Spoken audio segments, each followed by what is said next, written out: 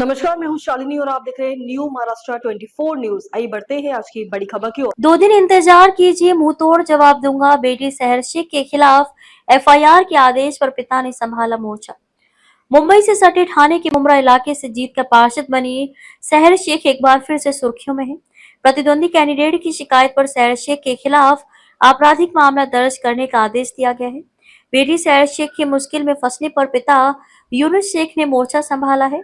महाराष्ट्र नगर निगम चुनावों में ठाणे के मुमरा से जीतकर पार्षद बनी सहर शेख ने जितेंद्र आव्हाड का मजाक उड़ाकर सुर्खियां बटोरी थी। अगले 5 साल में मुमरा को हरे रंग में रंगने के बयान पर विवाद भी हुआ था, लेकिन ठाणे जिला प्रशासन से ओबीसी का जाति प्रमाण पत्र हासिल करने के मामले में उनकी मुश्किलें बढ़ गई हैं।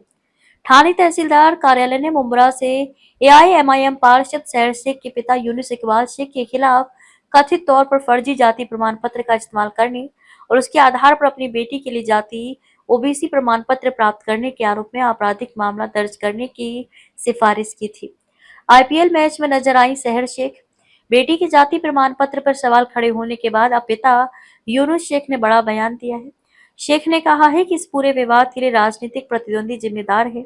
एआईएमआईएम नेता यूनुस शेख ने कहा है कि 2 दिन बाद वे सभी आरोपों के जवाब देंगे। एआईएमआईएम पार्षद सहर शेख के पिता ने शुक्रवार को इसके लिए उनकी राजनीतिक प्रतिद्वंदी को दोषी ठहराया और कहा कि वे अपना पक्ष साबित करने के लिए प्रामाणिक दस्तावेज पेश करेंगे। तहसीलदार उमेश पाटिल ने एफआईआर दर्ज करने का आदेश एनसीपी के प्रतिद्वंदी उम्मीदवार सिद्दीकी फरहा शबाब अहमद की शिकायत की जांच के बाद दिया था। पत्रकारों से बात करते हुए यूनुस शेख ने कहा कि जाति प्रमाण पत्र विवाद एआईएमआईएम पार्षद के विरोधियों द्वारा रचा गया था, क्योंकि वे उनकी बेटी की राजनीतिक प्रगति को पचा नहीं पा रहे थे और इसलिए ऐसे उपायों का सहारा ले रहे थे।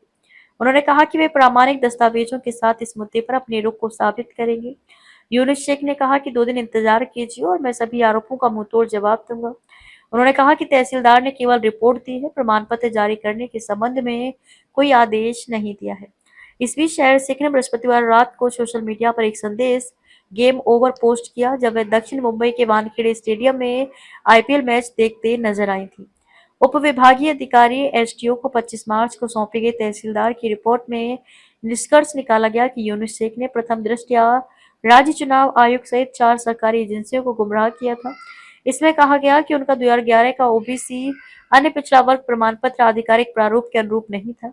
उसमें एसडीओ के अनिवार्य हस्ताक्षर नहीं थे और उसके शीर्षक से महाराष्ट्र राज्य शब्द गायब था। अधिकारियों को पता चला कि शेख के पिता और चाचा मूल रूप से उत्तर प्रदेश के गाजियाबाद के निवासी थे। महाराष्ट्र जाति प्रमाण पत्र अधिनियम 2000 के तहत प्रवासियों को फॉर्म 10 प्रमाण पत्र प्राप्त करना अनिवार्य है। आरोप है कि शेख ने फॉर्म 8 के तहत प्रमाण पत्र प्राप्त करने के लिए दस्तावेजों में हेरफेर किया, जो कि स्थानीय निवासियों के लिए आरक्षित है। रिपोर्ट में कहा गया है कि उन्होंने 2018 में उनके स्वयं के प्रथम दृष्टया फर्जी प्रमाण पत्र का उपयोग करके सहर शेख के लिए जाति प्रमाण पत्र प्राप्त किया था। परिवार हालांकि ठाणे में रहता था, लेकिन सहर शेख का प्रमाण पत्र मुंबई शहर के कलेक्टर कार्यालय से प्राप्त किया गया था। तहसीलदार ने सभी ऐसे प्रमाण पत्रों को तत्काल रद्द करने और यूनुस शेख के खिलाफ धोखाधड़ी और जालसाजी के लिए प्राथमिकी दर्ज करने की सिफारिश की थी। खबरों में अब तक के लिए बस इतना ही। फिर होगी आपसे मुलाकात, तब तक के लिए नमस्कार और देखते रहिए न्यू महाराष्ट्र 24 न्यूज। ऐसे ही लेटेस्ट अपडेट पाने के लिए हमारे चैनल को सब्सक्राइब करें और तुरंत नोटिफिकेशन पाने के लिए बेल आइकन दबाना न भूलें। यदि आप हमें फेसबुक या इंस्टा के माध्यम से देख रहे हैं तो हमारे पेज को फॉलो जरूर करें। धन्यवाद।